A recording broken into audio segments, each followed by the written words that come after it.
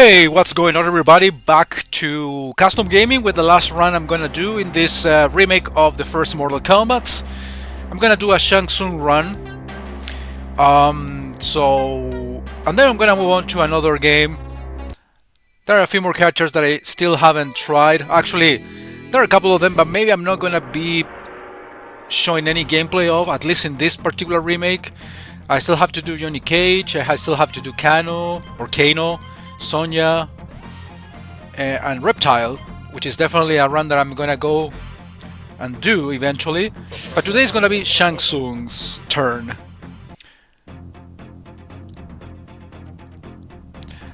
It is kind of interesting because, well, he basically got the moves of the classic MK1 Shang Tsung, and for example the fire skulls that come from the ground, which is a move from the third Mortal Kombat. And what about the morphing? That's kind of an, a problem with Mugen in general, because Mugen doesn't allow like transformations for long periods of time. So basically what I can do, and what basically the engine allows me to do, is to perform specific moves that imply or involve transforming into somebody and then morph back to Shang Tsung. For example, okay, it's not working. There it is. For example, Scorpion's Flame. Actually, Shang Tsung got an extra move on his own, which is this sword attack that we briefly saw. This one. That one. But yeah, there are other moves that I can perform, which are basically borrowed moves from other characters. For example, Sonya's Air Punch, or Raiden's Teleport, right here, or Johnny Cage's Shadow Kick. And these are like the only ones that I have worked so far. Another interesting thing about Shang Tsung in this particular remake is that he's got 4 fatalities. Since he's a boss in the first Mortal Kombat, he has to either borrow fatalities from another game, from another, Mortal Kombat games in which Shang Tsung does have fatalities, or there are some customized ones. But as you can see, Shang Tsung is very agile. It's very quick character, like pretty much the later versions of Shang Tsung that I love so much, specifically the one from 2. Yeah, let's take a little closer look at some of these borrow moves. That's a little 2 combo with the sword.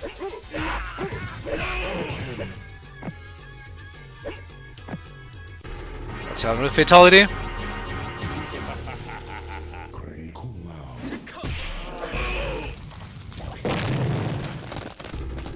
This guy looks familiar. It's like Kung Lao, but I'm not pretty sure it's not. It's from a later Mortal Kombat game, maybe? If somebody can enlighten me and clarify that for me, if possible. Well, that's another fatality.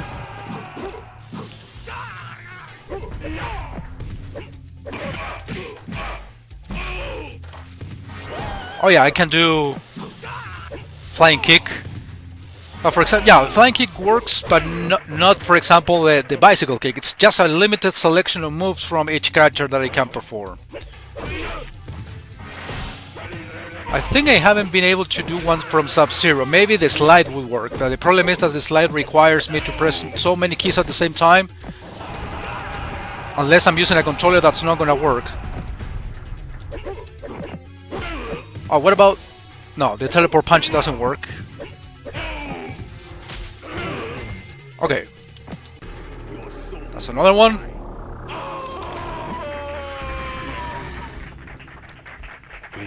Yeah, he became young. Actually, that's the face of Shang Tsung for Mortal Kombat 3. That's interesting.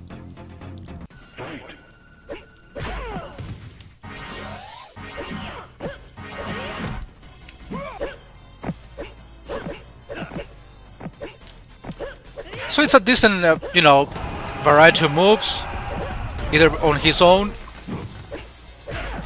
or the fact that he borrows some from other characters. At least put, Mugen's capabilities to its best possible performance. I mean, it would be ideal to be able to transform into all characters in the traditional way Mortal Kombat transformations work for extended periods of time.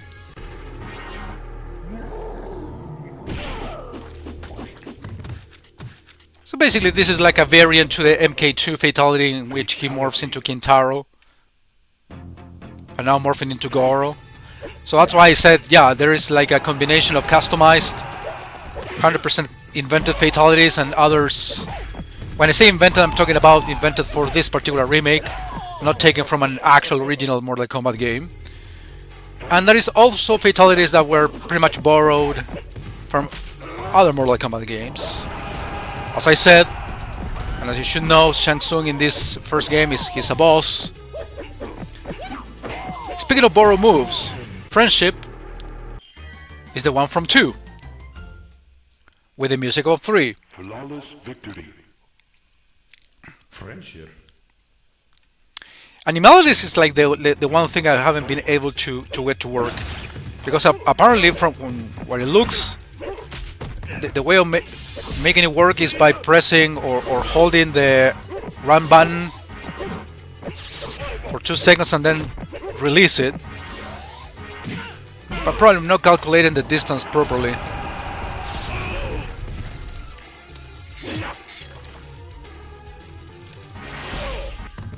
Yeah, I needed some range attack there. How do you do Kano's knife? Or that one maybe, I don't know. Kano is kicking my ass and still at 12%. What move can I do?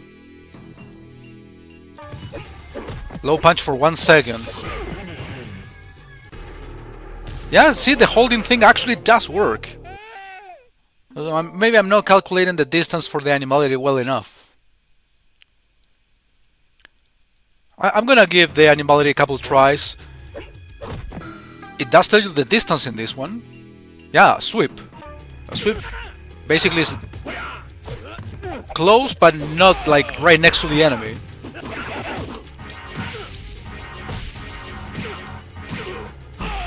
It's kind of weird that in the move list it doesn't show the specific moves for you to, that involves transforming into another character.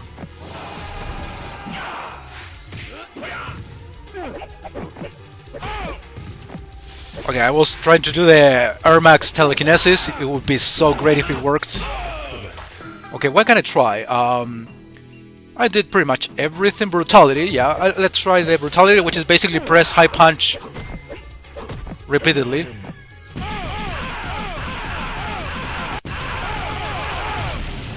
Sub-Zero was getting away actually as I was punching him.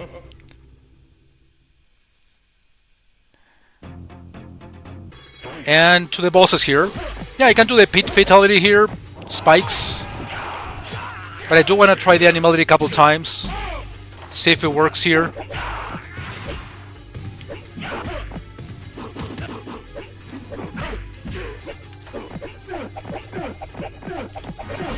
Nice. Okay, that was a nice counter. Oh yeah, this is the other move that I can get to work from a distance.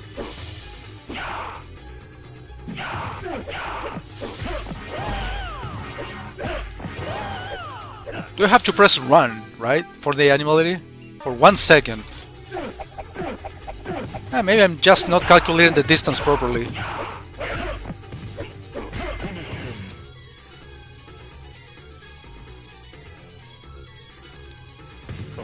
Yeah, I'm gonna try closer distances now. Ermac usually kicks my ass regardless of the character I'm playing as, so I'm doing spam.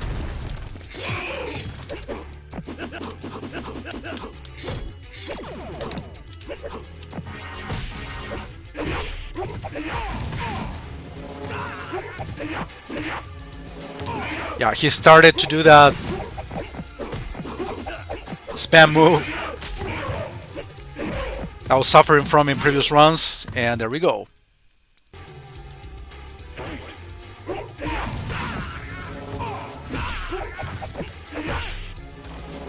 Honestly, I don't think I've ever seen the actual error macro in action in the original Mortal Kombat 1. Because that is supposed to be like a glitch.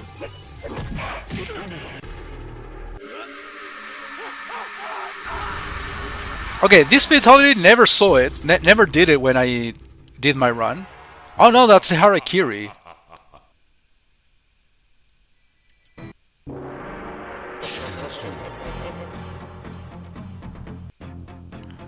So there are a lot of moves I simply did not show because I just don't know how to do them or didn't know how to execute them properly. But at least the CPU can do it for you, so we can all enjoy it. Alright, let's spam. There's enough proof that pretty much that's the only good way to win battles like this.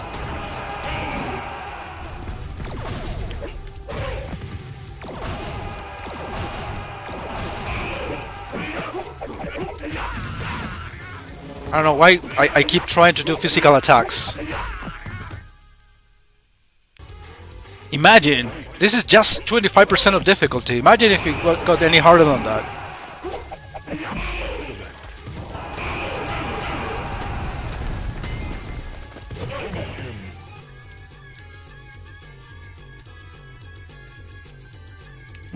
No. Apparently animality doesn't work regardless of the distance. I try a lot of distances. Alright, time for the actual bosses, including a mirror match for a final boss.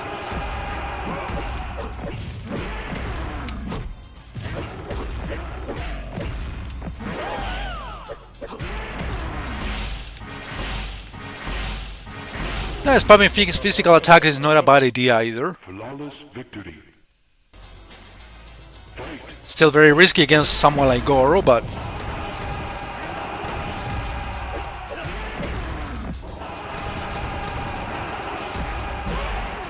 the ground one, I don't think it's gonna work, so...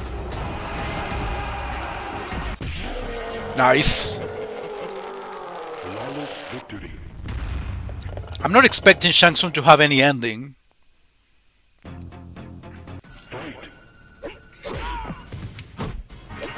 Okay, there is not even an actual way to tell which one is which in terms of colors. The health bar is like the only way to tell who's who, right? I won, by the way.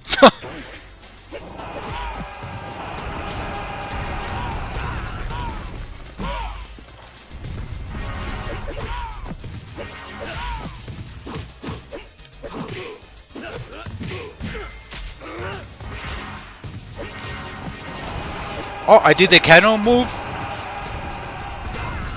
Oh, I lost. Basically because I wasn't able to see. Oh, you can do the disappearing move from Reptile. Okay, I did the rolling move from Kano, whatever.